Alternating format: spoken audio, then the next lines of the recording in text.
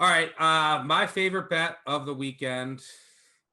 I wonder if you can guess it. The Georgia Southern Eagles. Colin, talked about the spot for Arkansas. Obviously, it's an awful spot. They beat Texas. They had Texas A&M on deck, followed by two more SEC-ranked opponents. Georgia Southern gets their quarterback back. I'd throw out a lot of their first two results. They didn't have a quarterback to run this triple option. Their starting quarterback, Justin Tomlin, was academically ineligible. He's now back. They got embarrassed last week by Florida Atlantic, but the final score is a bit misleading. It was 6-0. They were driving to go up 14-0. Fumble, quarterback injury to their backup, and then it all fell apart. I think Georgia Southern comes out, can actually function in their triple option offense. They'll eat up clock. It's hard to cover a 24-point spread against a triple option offense. Do you want to tell you how difficult it is? Here's a stat for you. Army, Navy, Air Force, Georgia Southern. Triple option teams, when they are catching 20 or more points since 2005, they are 30-9 against the spread. That's 78%.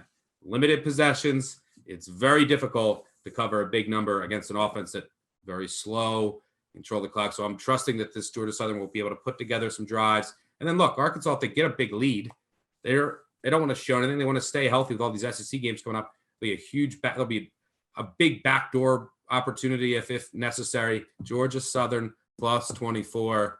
Yada. Where are you going?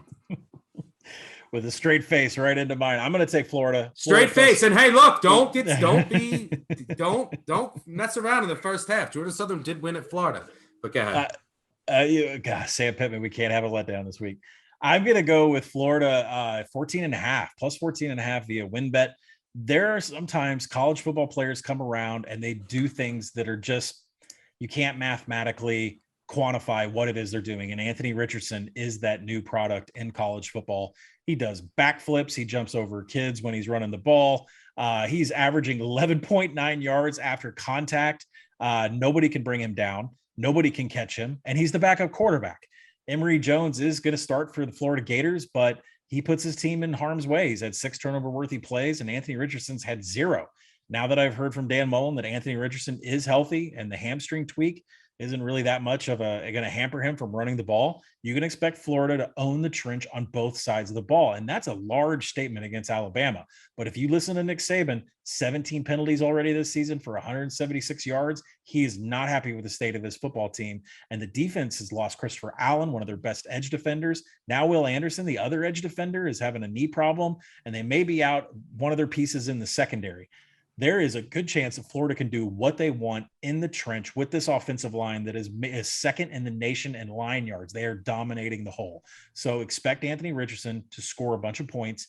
And then on the other side of the ball, Florida and Todd Grantham as a defensive coordinator, they're 7th in pass rush. And this Alabama offensive line is not 2020. They are struggling at the center position. They are struggling at the right tackle position in run blocking and in pass blocking.